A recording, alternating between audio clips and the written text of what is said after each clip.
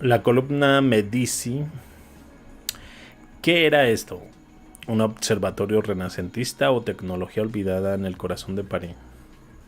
En pleno centro de París, entre edificios modernos y calles llenas de historia, se alza una estructura solitaria que pocos turistas notan.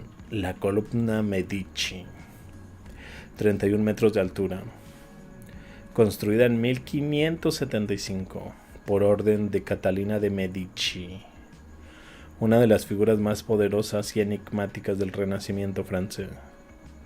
La versión oficial cuenta una historia aparentemente sencilla.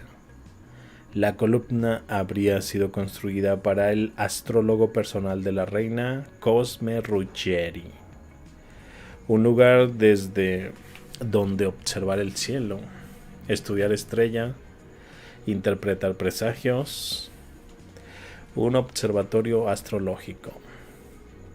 Pero cuando observamos la estructura con atención empiezan a surgir preguntas. ¿Por qué la columna Medici no parece un simple mirador?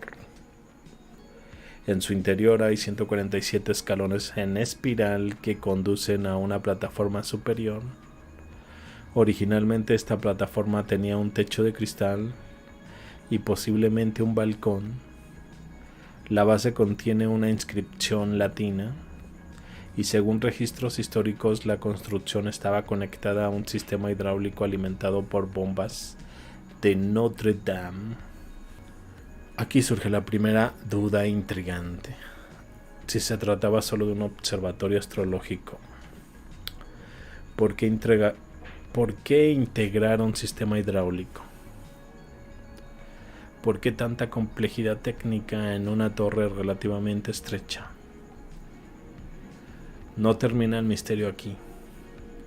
La columna formaba parte del Palacio de las Tullerías, conocido como el Hotel de la Reina, la residencia de Catalina de Medici. Sin embargo, ese palacio fue demolido en 1748 y aún así la columna permaneció en pie, sola, como si su importancia fuera mayor que la del edificio al que pertenecía. Con el paso de los años, nuevos edificios fueron construidos alrededor. La estructura quedó parcialmente escondida. Elementos originales desaparecieron. Incluso la fuente que existía en su base fue eliminada. En 1812, tras un incendio, la columna fue restaurada. Y desde 1862 está protegida oficialmente como monumento histórico. Pero aquí aparece la pregunta incómoda que incomoda a los historiadores. Si la función de la columna era tan clara, ¿por qué los propios registros históricos reconocen que su propósito exacto nunca ha sido establecido con total certeza? En arquitectura, las estructuras suelen revelar su función. Una iglesia, un puente, un faro, un observatorio. Pero la columna Medici parece resistirse a una explicación simple. Algunos investigadores señalan algo curioso. La torre presenta alineaciones geométricas específicas con 4 esquinas vinculadas a puntos de luz. Otros mencionan su posible relación con instrumentos astronómicos. Otros sugieren que pudo haber sido utilizada para observaciones atmosféricas o experimentos científicos tempranos. Y luego está la hipótesis más simple, que realmente fue solo un lugar desde donde un astrólogo observaba el cielo. Pero incluso esa explicación deja cabos sueltos, porque para el siglo XVI ya existían observatorios mucho más abiertos y funcionales. La columna Medici, en cambio, parece diseñada con una precisión arquitectónica que supera lo necesario para simplemente mirar las estrellas. Entonces surge una reflexión más amplia. Europa está llena de estructuras cuyo propósito original se han vuelto ambiguo con el tiempo. Las torres, las columnas, las cúpulas, elementos arquitectónicos cuya función exacta quedó diluida entre siglos de reconstrucciones, incendios y reformas urbanas. La historia oficial suele clasificarlas bajo etiquetas simples: monumento, decoración, observatorio. Pero si examinamos los detalles técnicos, a veces la explicación parece demasiado reducida para la complejidad de la obra. Es posible que algunas de estas estructuras cumplieran funciones que hoy no comprendemos completamente. Elementos de medición astronómico o geográfica. Parte de sistemas más amplios que desaparecieron con el paso del tiempo. La columna Medici permanece allí, silenciosa, rodeada de edificios, casi invisible para los transeúntes. Pero su historia deja una pregunta flotando sobre París. Porque a veces los monumentos más misteriosos no son los más grandes, sino aquellos cuya función parece haberse perdido entre las páginas incompletas de la historia. Y cuando una estructura de piedra sobrevive durante siglos, mientras todo a su alrededor desaparece, quizás no sea solo una curiosidad renacentista. Quizás es un fragmento de un conocimiento que todavía no terminamos de entender. El candelabro de pulpo de Praga. Simple iluminación urbana o vestigio de una tecnología olvidada. En el corazón de Praga, una de las ciudades más antiguas y misteriosas de Europa, existe un objeto que parece salido de otro mundo. No es una estatua, no es una fuente, tampoco es un monumento tradicional. Es una farola monumental, conocida popularmente como el candelabro de pulpo. Fue instalado alrededor de 1865 y su tamaño es impresionante incluso para los estándares actuales. Casi 8 metros de altura, más de 4 metros de ancho.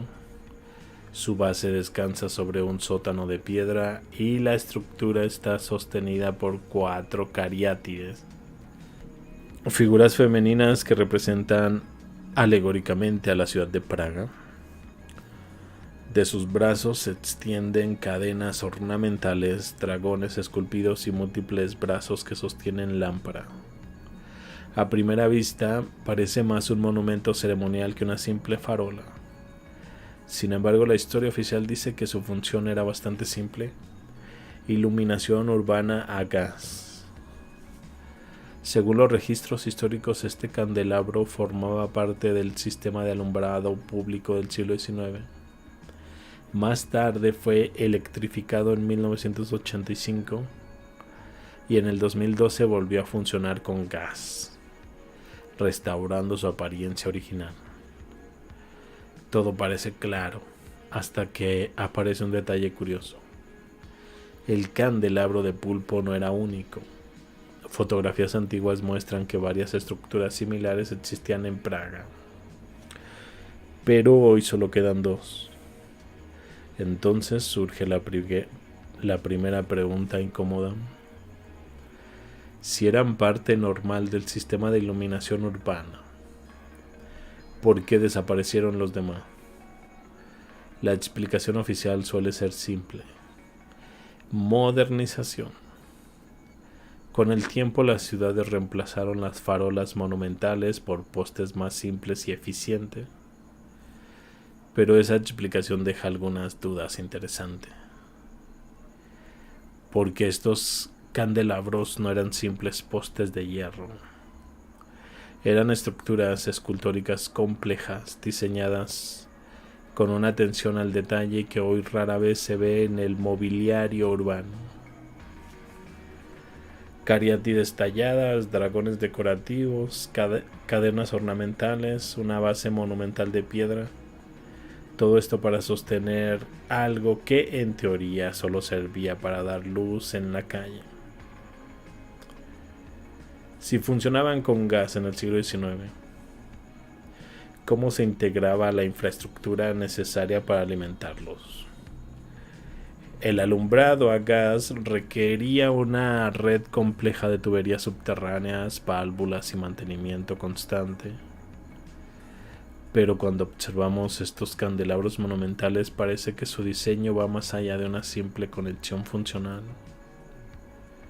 Su estructura central se conecta a un sótano de piedra, un espacio oculto bajo tierra que alimentaba el sistema. Y esto abre una posibilidad interesante. ¿Era solo una farola? ¿O formaba parte de una infraestructura urbana más compleja que hoy no vemos completamente? En el siglo XIX, muchas ciudades europeas experimentaban con nuevas formas de energía y tecnología urbana, gas, electricidad temprana, sistemas hidráulicos, redes subterráneas cada vez más sofisticadas. Y en este contexto, algunos investigadores alternativos plantean una idea intrigante: que ciertos elementos urbanos, farolas, columnas, torres, podrían haber cumplido funciones múltiples. Iluminación, señalización, decoración simbólica e incluso experimentos tecnológicos tempranos. Por supuesto, la historia oficial suele descartar estas ideas. Para los historiadores, estos candelabros eran simplemente obras de arte urbano combinadas con alumbrado público. Nada más. Pero aquí aparece una última reflexión. Si eran simples farolas, ¿por qué fueron diseñadas con una escala casi monumental? Y más aún, si eran parte del paisaje urbano cotidiano, ¿por qué la mayoría desapareció silenciosamente del mapa de la ciudad? Hoy, cuando caminamos por Praga, apenas quedan 2 de estos candelabros restaurados, protegidos, convertidos en curiosidades históricas. Pero las fotografías antiguas nos recuerdan algo diferente. Que hubo un tiempo en el que estas estructuras eran comunes en la ciudad. Y cuando una ciudad elimina progresivamente elementos que antes formaban parte de su identidad visual, la pregunta ya no es solo estética, es histórica. ¿Qué representaban realmente estas estructuras? ¿Eran solo farolas ornamentales? ¿O fragmentos de una infraestructura urbana más compleja que fue reemplazada y poco a poco olvidada? A veces la historia no desaparece con grandes catástrofes. A veces desaparece de manera mucho más silenciosa, simplemente retirando objetos del paisaje urbano hasta que nadie recuerda que alguna vez estuvieron allí. Y entonces lo que queda no es solo una farola antigua, sino un pequeño misterio de hierro y piedra en medio de la ciudad. Hay algo aquí que no encaja con la versión oficial. Ahora imagina que todo esto no fue un error histórico, sino algo deliberadamente ocultado. Lo que acabas de ver tiene implicaciones que casi nadie quiere explorar. No te vayas ahora, lo que sigue es clave. La siguiente pieza está apareciendo ahora mismo en una de las ventanas. Dale clic.